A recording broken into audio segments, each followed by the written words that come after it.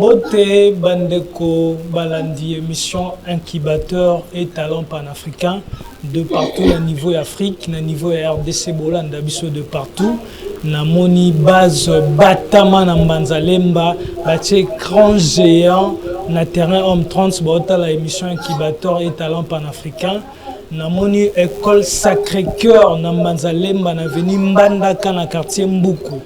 Voilà na moni Mister B Beni Makumba, Namoni Cordon Néron, Namoni 2P, V-Bob, donc discipline, école wana na nengo saranate, ba prof, ba yebi anglais, bazo pe sa connaissance et qualité na nengo saranate.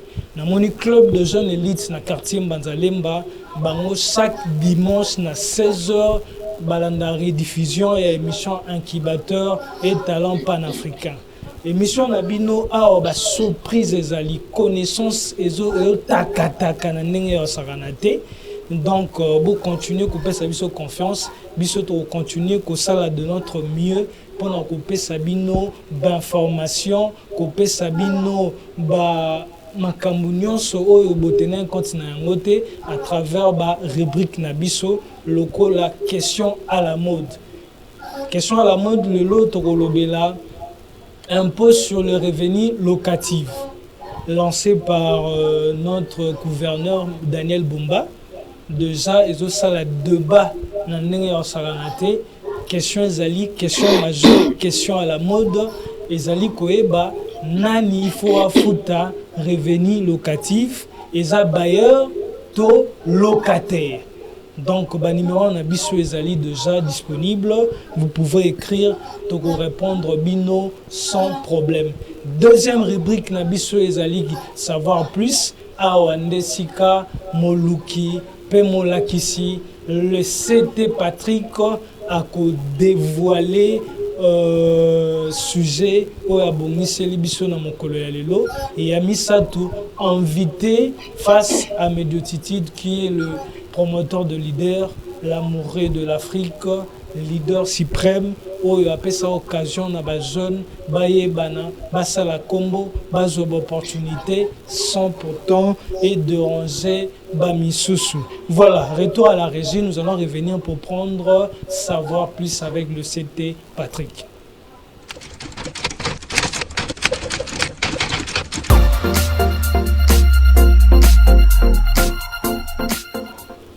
Voilà, ça a succès dans le niveau Afrique, au niveau RDC, le CT Patrick. Donc, Bobengayo, Mikolo, Moluki, Pemolakisi. Pour en savoir plus. CT Patrick, savoir plus. Oui, ça va, monsieur Moli. Très content de participer encore dans votre émission. Dans la rubrique Nabiso Savoir Plus. Alors, savoir plus, il y a les lots. Donc, ici encore. En plus, dans l'Italie, entrepreneur, parce qu'aujourd'hui, nous allons parler de ce qu'on appelle les erreurs entrepreneuriales. Voilà le sujet, les erreurs entrepreneuriales. Effectivement. Wow. Parce que vous savez, il parvient à créer une entreprise, mais après à tomber faillite. Oui. Mais souvent, ils ont quitté. Je me rappelle encore d'un scientifique qui disait, si tu veux gagner plus, il faut valoir plus, il faut monter en compétence. Alors, négligence, il y a pour valoir plus, il y a pour monter en compétence. Et si sur les erreurs entrepreneuriales. Pour aller tout droit au but, nous allons vous dire que dans l'entrepreneuriat, et surtout le nouveau entrepreneur, soit c'est lancé dans le business, on commettra beaucoup plus d'erreurs.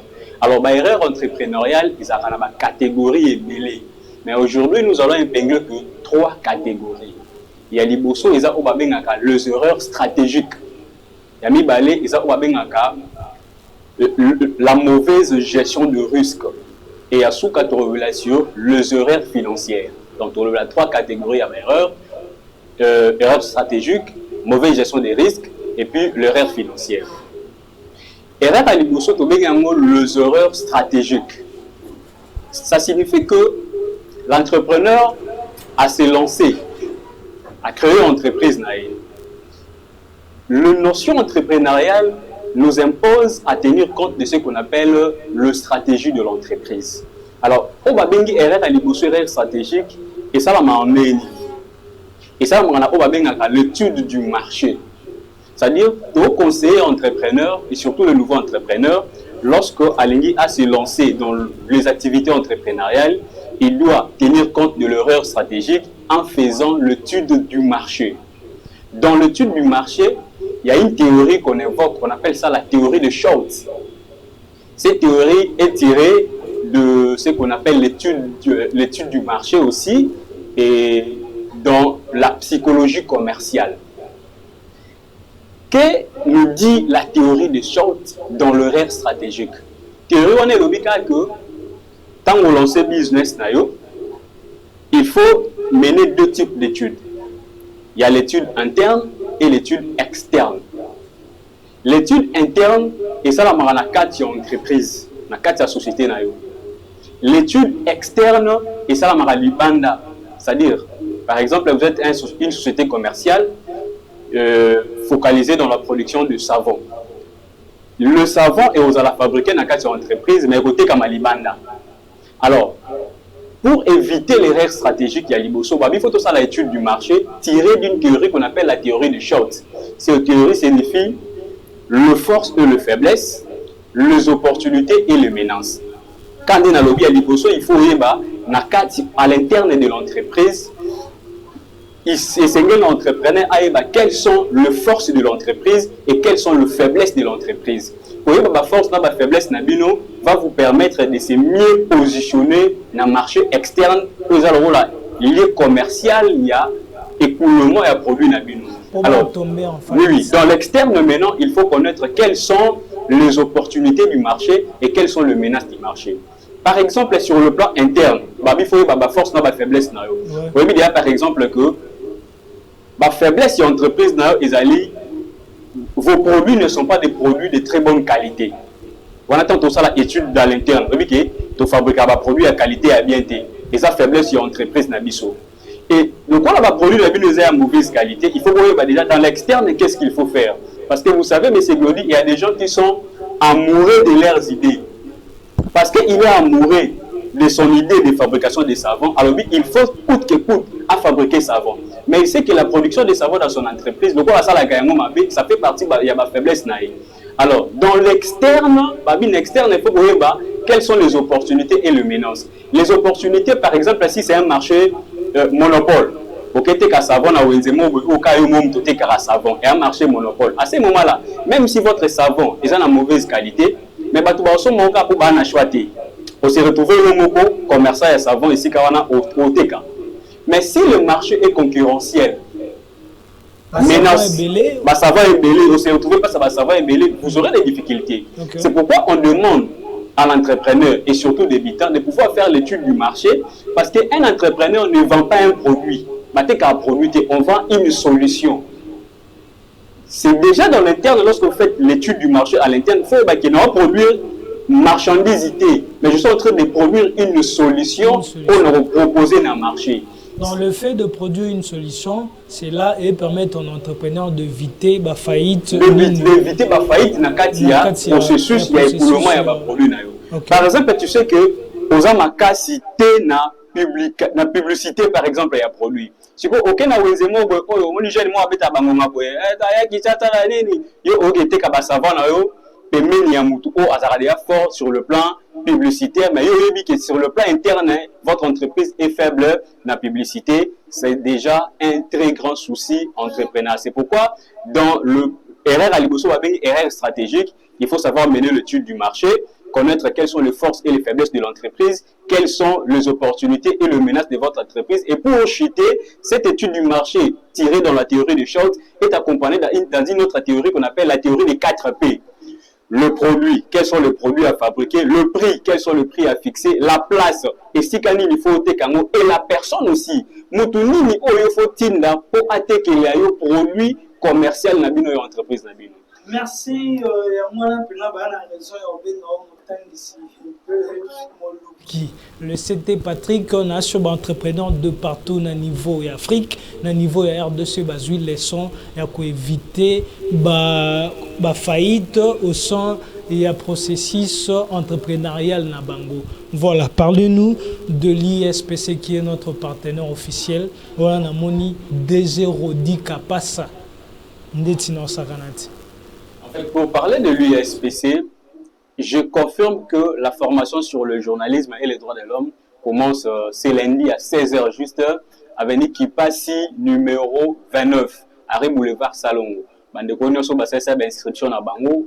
Beaucoup m'en a déjà parti à 16h juste open besoin d'inscription à bangoté. Beaucoup m'en a sur place, nous allons vous enregistrer. Donc je confirme la formation sur le journalisme et les droits de l'homme. Déjà que nous sommes partenaires avec le Centre Carter, qui est la maison des droits de l'homme de la MONUSCO. Il nous a accompagné formation sur le droit de l'homme et la formation sur le journalisme. Je vous avais dit que nous sommes en train de travailler en collaboration avec votre émission d'incubateur état panafricain pour permettre à apprenant sur le journalisme, à tout moment na chaîne na plateau na bino pour que exercice il y a pratique na bango na domaine na bango de journalisme. Voilà la formation pour ce lundi.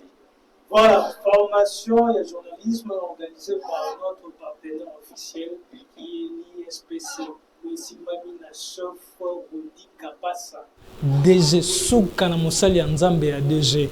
Donc nous allons continuer à recevoir les invités. Retour à la régie pour prendre un autre invité.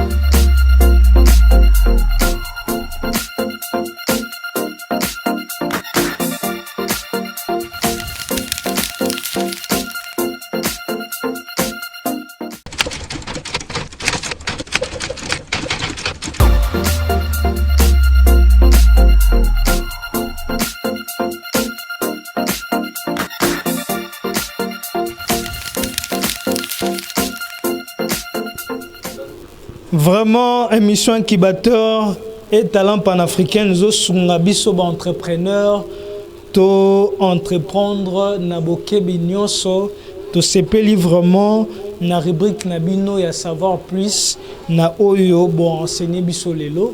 Wana message ya batu bolanda biso de partout na niveau ya Brazzaville na moni Tichi Kampela mutu akomi na niveau ya Brazzaville. Voilà, nous avons un autre invité. Avec lui, nous allons parler de formation professionnelle. C'est un ingénieur, il est riche en connaissances et il est responsable d'une très grande structure. Il va nous parler en détail ce qui concerne la formation professionnelle. Sœur invitée. Voilà, merci beaucoup pour la parole accordée. Moi, je suis l'ingénieur Joël Baka. Et pour représenter structure Agro Help Project. Structure Agro Help Project. Et Zanini et la Kissinini d'abord appellation. Alors, appellation ils en anglais, en français, ils ont juste soutien de projet agricole. Soutien de projet agricole. Voilà, l'objectif nango soit mission nango. Et Zalinini, Batbolandayo de partout. Ok, structure Nabiso existait déjà depuis 4 ans. Et but dans les Bandeli, c'était d'abord pour soutenir les jeunes entrepreneurs côté exploitation et produits agricoles. Alors, dans les produits agricoles, il y a beaucoup de personnes qui ont des ressources, mais ils ont des difficultés il y a qu'on mettre en œuvre pour couper sa rendement bien. Et l'idée n'a beaucoup plus du fait que nakin toza penza na ba structure où ils ont produire thé. Et même des gens bazar na idée à produire, ils n'a pas si bazar na ba connaissance avérée où ils peuvent permettre bango chaque quantité où ils peuvent la penza et soutenir alimentation à niveau à Kinshasa. Et c'est dans cette optique que tu lances une activité d'abord pour Nabiso Moko, pour produire, et mettre quelque chose d'abord en disposition de la population.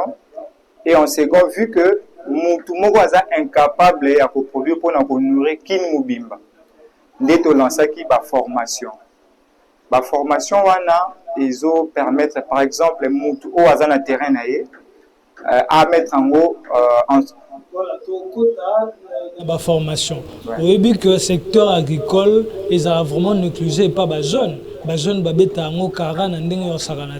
vous êtes jeunes, nini oyo est motivé bino pour vraiment bomber ça dans le secteur agricole. Voilà, motivation nabiso est d'abord sur l'état et en boucan nabiso. Ce que vous avez bien, bilo webe to lia keza masangu, eza la banini ou taralibanda. Or biso awa ni sa ba plateau de bateke ba ballon a déjà masangu. Mais quantité bazo produire les amouké, aux autres nabiso que non, même ba semou il faut utaga kabangola, ba loufu. Or c'est inconcevable étant donné que na RDC tout ça na plus de 80 millions d'hectares de terres arables. Donc, ma belle montre tout ça, la ramon et le côté. Vraiment. Donc, on peut produire et en plus, parce que la RDC, c'est un rôle poumon et Afrique. Ouais. Une fois que tu produis, tu peux nourrir une très grande quantité, plus de la moitié, il y a Afrique. Et donc, voilà. Bon, c'est décidé de nourrir RDC plus loin, Afrique aussi. Voilà. Donc, l'objectif n'est plus atteindre les mois. Vraiment, projet Nini, oyo déjà en place, oyo réalisé déjà, oyo ezali réussite, oyo ezo pousser bino, ezo stimuler bino, bo continuer na programme na bino agricole. Projet na biso eza en place, où ils a déjà une réussite, notamment ils a production na biso na pisciculture, ya bac hors sol. Donc, wana ezali pisciculture mingi eyebani basala yango na baeta na mabele. Or, biso to adopter ba technique qui permettre biso toza na ndako, poza na système pour produire bambisi. Wana to bien en pisciculture en bac hors sol. Et tous appelés déjà na ba poulailler na biso où ils ont produit et évolution dans moi en tout cas ils ont encouragé biso to évoluer to qu'est encore plus loin. Tous appelés na ba terrain na biso déjà où on cultive ba aubergine et puis ba gombo. Et l'évolution est vraiment prometteuse. Ce sont parmi nos projets OEO et ceux qui ne peuvent déjà le pousser. Nani a soutenir Bino. Nani a soutenir, Nani a derrière. Parce que jeunes, ceux qui c'est loco, surtout jeunes congolais, donc soutien à tes partis politiques, un leader politique dans Simana Bino ou quoi? Voilà, d'abord j'aimerais présenter aussi notre coordonnateur, l'ingénieur Augustin Kassongo. Il est initiateur il y a idée. Alors lui, il est le principal coordonnateur. Ce n'est pas un homme politique, c'est un ingénieur qui évolue avec ses propres moyens. Et nous avons secondé, en tout cas pour dire la vérité, nous avons soutenu, nous avons évolué, nous avons avec le faible moyen que nous avons évolué. Est-ce que vous lancez déjà appel à l'autorité pour Sabino Maboko? Parce que le projet Nabino, c'est un bon projet où il faut nourrir RDC plus loin au Lobangwa, même à niveau et à Afrique. Est-ce que vous avez déjà la porte suite à Ok. Un truc très important au Tchad, avant que nous toquions porte, ce n'est pas un mot. Faut déjà né loco. Imaginez aux ana inté. Au Kega obé ta porte. Certitude ni mutu à Rosala nango, aïe ba soutenir yo. Donc biso tokena on a ba moyen na biso moko, peut ba présenter quelque chose. Et phase ya kotoke ba porte ekoya une fois que biso moko déjà tozana quelque chose au ketan parce que ngana roé là on a vu que non ça là. Mais là l'action ta preuve moti à bureau non ça ne sert à rien. Vraiment un très bon message par rapport à discours Nayo. Vraiment, Pesabiso détail en termes de formation. Il s'agissait de quelle formation et puis en droit nini aux formations ezali nini batuba salandeni pour nous rejoindre Bino. Pour les formations, tous allez d'abord formation na biso phare pour tous opes. Il y a liboso ezali en pisciculture hors sol. Yangolo. On a formation à Liboso. Nous avons formation en élevage, notamment il y a Bakoul. On a formation en élevage, il y a donc porciculture, il y a Bamoulou. Et en fait, tout le produit d'élevage animal, toujours que c'est la formation sur Yango. Et les Banda, précisément, les Banda le 8 mars, a déjà toujours lancé formation. Lieu, numéro. Principalement, bon,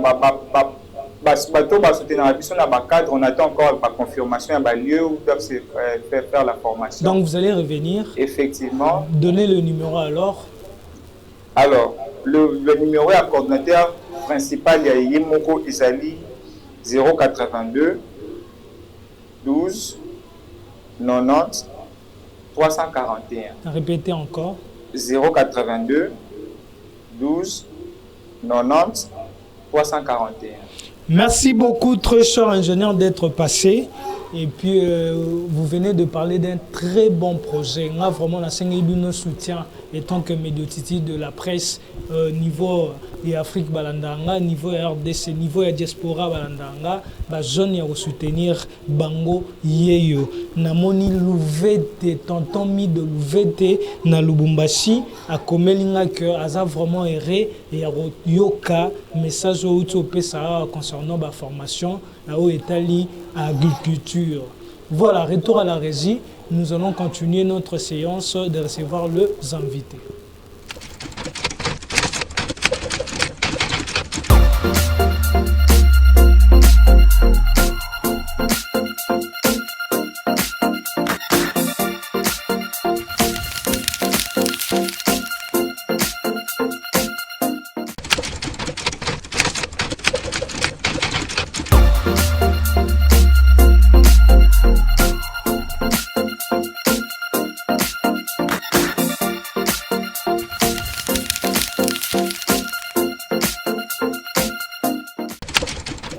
Le sol et le sous-sol appartiennent à l'État.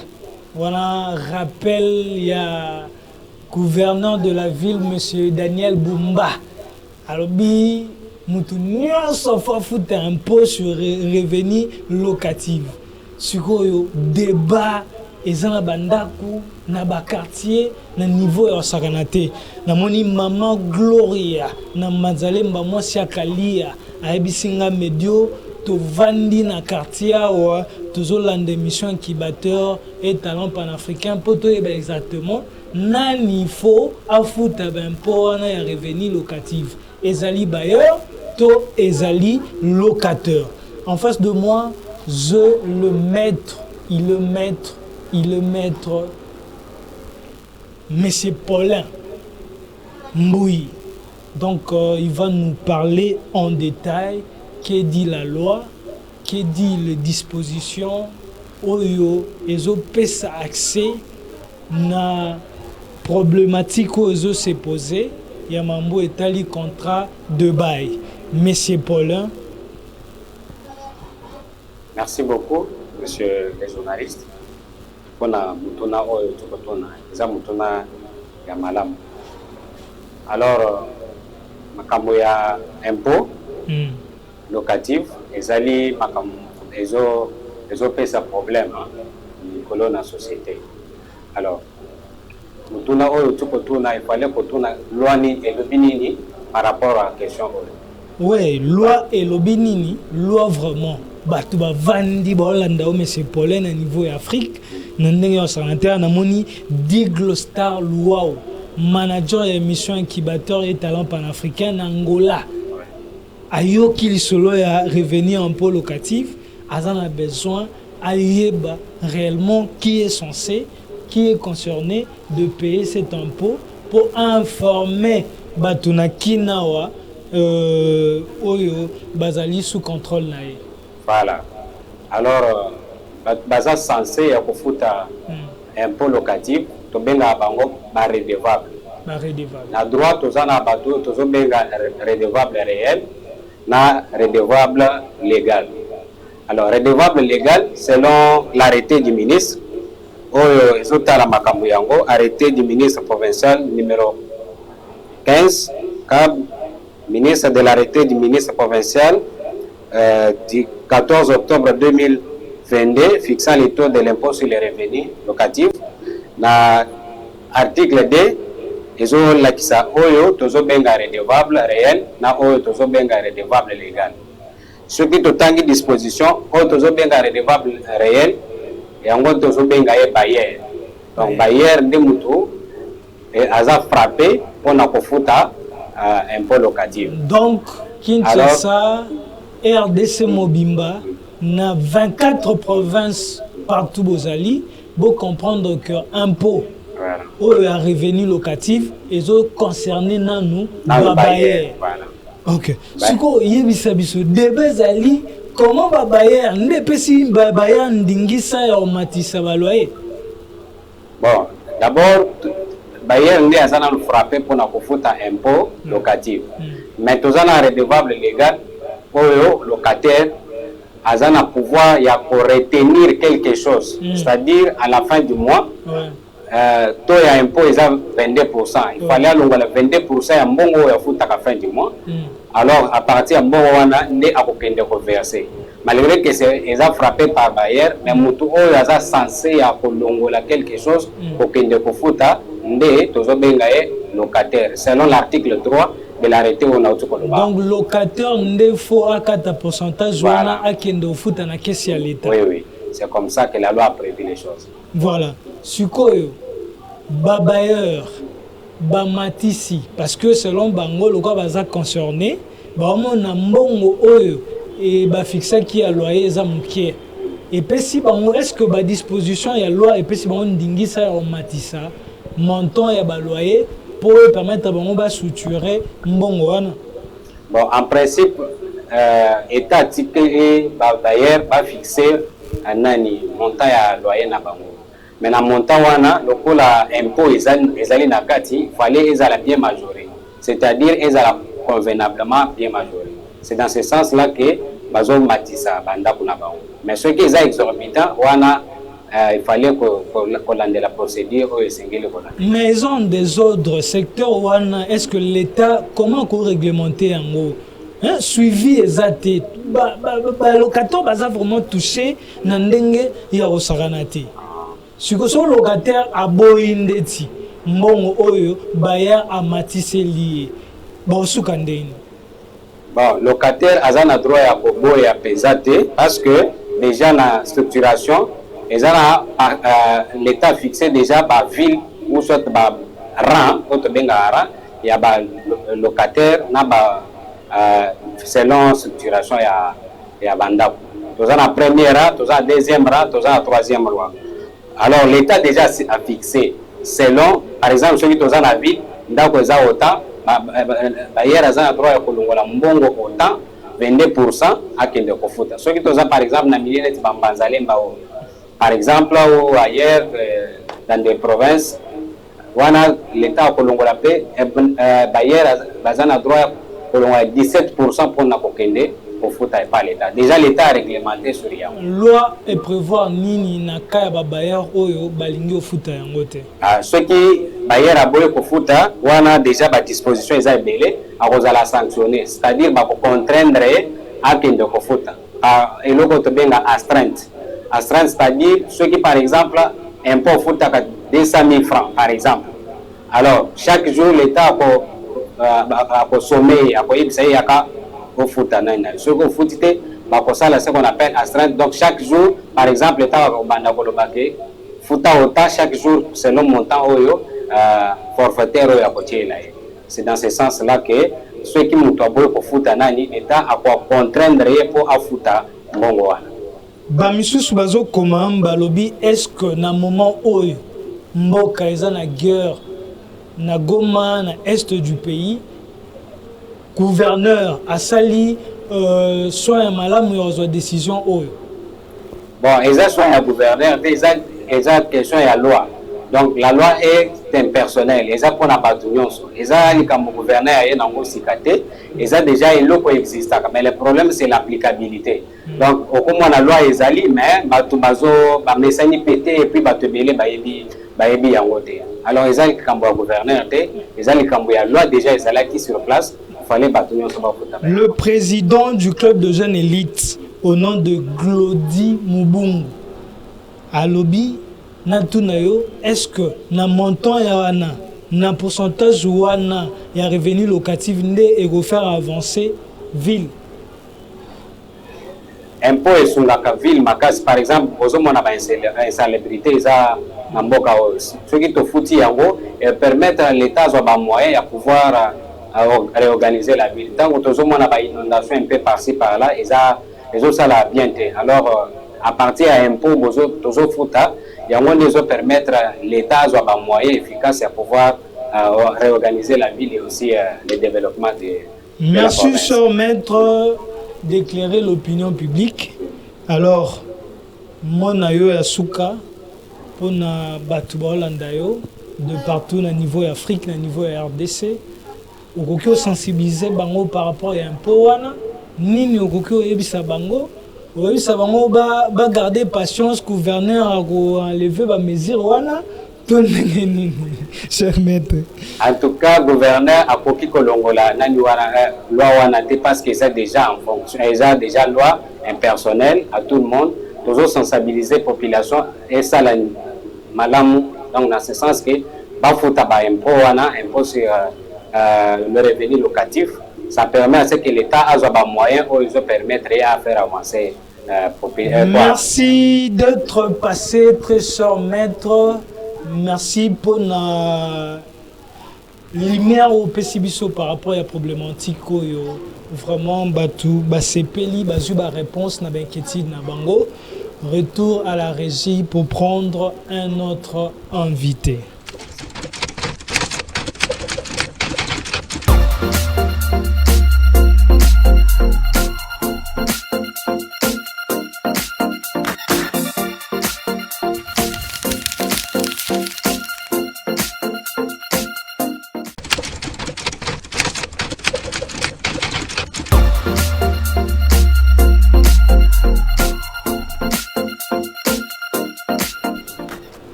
Voilà, donc tozolanda na ndenge ya kosakana te balobi maison Sob World Business na Rompongaba, Sob World Business na Moamba, na précisément na Rompongaba.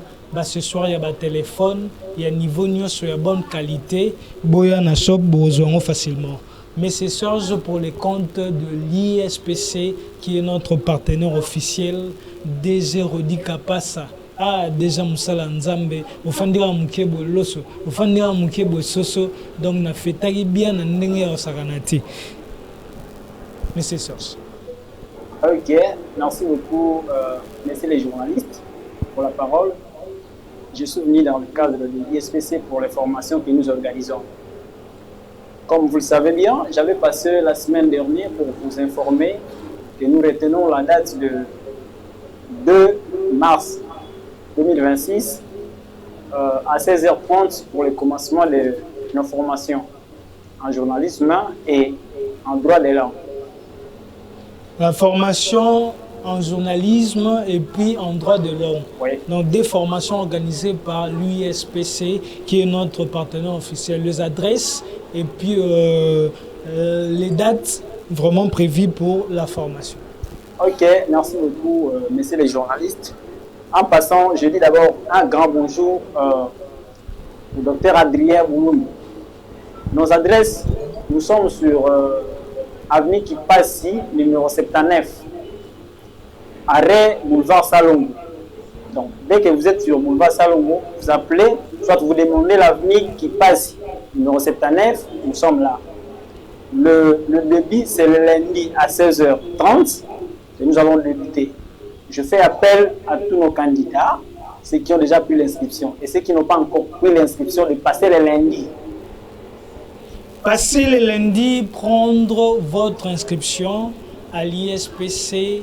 Ça se trouve vers boulevard Salongo, précisément à l'école L'Enfel, pour le déformation lancé par notre partenaire officiel, journalisme et de droits de l'homme.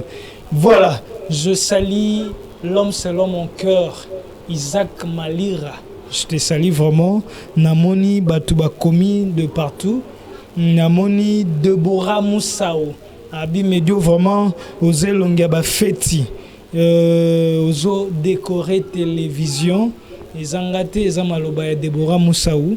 Voilà. Topé Simbote na 2G. Il y a 2G bienvenue. Il y a ISPC. Tobo Sanayo jamais. Topé Simbote na Salon Léa.